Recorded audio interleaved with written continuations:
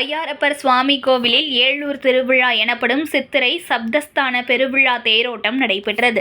திருவாவடுதுறை ஆதீனம் மடாதிபதி உள்ளிட்ட ஏராளமான பக்தர்கள் கலந்து கொண்டு தேரை வடம் பிடித்து இழுத்தனர்.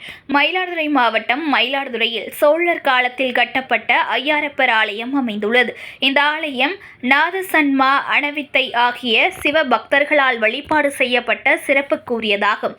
திருவையாற்றில் நடைபெறும் சப்தஸ்தான பெருவிழா போன்று இங்கு ஆண்டுதோறும் சித்திரை மாதத்தில் சப்தஸ்தான பெருவிழா விமர்சையாக நடைபெறுவது வழக்கம்.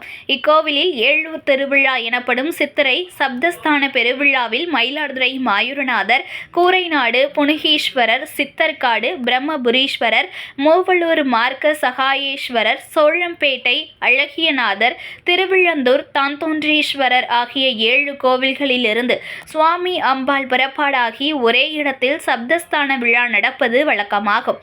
நிகழாண்டு சப்தஸ்தான பெருவிழா கடந்த 3ஆம் தேதி கொடியேற்றத்துடன் தொடங்கியது. இதில் முக்கிய விழாவாக கடந்த 10ஆம் தேதி இரவு திருக்கல்யாண உற்சவம் நடைபெற்றது.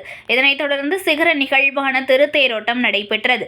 முன்னதாக அறம் வளர்த்த நாயகி சமேத ஐயாரப்பர் சுவாமி உள்ளிட்ட பஞ்சமூர்த்திகள் 3 தேர்களில் சிறப்பு அலங்காரத்தில் எழுந்தருளினர்.